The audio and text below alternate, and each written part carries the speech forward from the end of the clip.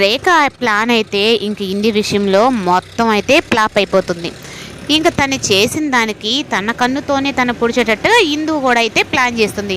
నందు అయితే ఇంక ఇందుని నువ్వు వచ్చేసి అక్క నేను తీసుకెళ్ళిపోతాను అంటే, లేదు నందు నేను ఇప్పుడు రావడం వచ్చాను అంటే మళ్ళీ రేఖ అంటే ఆస్తి మొత్తం రాపిచ్చేసుకుంటుంది, అప్పుడు నేను ఇంత రిస్క్ తీసుకొని కూడా నేను వేస్ట్ అయిపోతాను అన్నట్టుగా మాట్లాడేటప్పటికి ఇంకా నందు అయితే జరిగిందంతా తెలుసుకొని, సరే అక్క నువ్వు ఇక్కడ సేఫ్గా ఉన్నావు అని చెప్పి నాకు ఇన్ఫర్మేషన్ ఇస్తుండు, వీళ్ళు నన్ను ఏం చేయలేను నందు అన్నట్టుగా చెప్పి తనను పంపించేస్తుంది.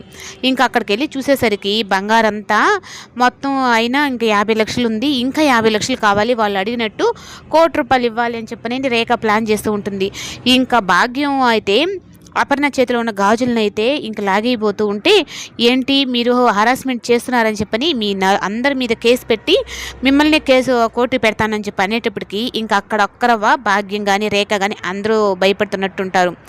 ఇంకా అతనికి బాగాలేదంటున్నారు కదా, ఆపరేషన్ చేయించాలి కదా అని చెప్పని అనేటప్పటికి, ఇప్పుడు నాకేదో ఈ విషయంలో ఏదో తేడా కొడుతుంది, నేను పై వాళ్ళకి మీ ఇన్ఫర్మేషన్ మొత్తం చెప్పేస్తాను అని ఇంకా సుభాష్కి ఆపరేషన్ జరిగేలా అయితే ప్లాన్ చేసింది. దానికి భాగ్యం అయితే, అయ్యో నందు నువ్వేమి ఈ కేసులు గీసులు ఏం వద్దమ్మా, మేము ఆయనకి ఆపరేషన్ చేపిస్తాము సుభాష్ గారికి అన్నట్టుగా భాగ్యం కూడా అంటుంది. ఇంకా భాగ్యంలో వచ్చిన మార్పును చూసైతే ఇంకా భాగ్యం వాళ్ళ మొగుడైతే, నాకు చాలా సంతోషంగా ఉంది భాగ్యం ఈరోజు అని చెప్పని అంటాడు.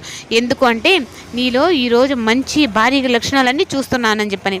ఈ రేఖ అయితే మాత్రం ఏంది నాకు ఆస్తి అంతా వచ్చేస్తుంది, నేను నా లైఫ్ సెటిల్ అయిపోతుందని చెప్పి అనుకుంటే ఆ ఇందుని కిడ్నాప్ చేసి వాళ్ళు నా పెద్ద తలనొప్పిగా మారారు అన్నట్టుగా ఉంటుంది. ఇంకా రాజు వాళ్ళ ఇంట్లో అయితే ఇంకా ఇల్లీగల్ ఆశ్రమం ఓనర్ వచ్చేసేటప్పటికి ఇంకా లక్కీ గాడైతే వంట మాస్టర్ అని చెప్పని రాజునితే పరిచయం చేస్తాడు. ఇంకా కావ్య చేతే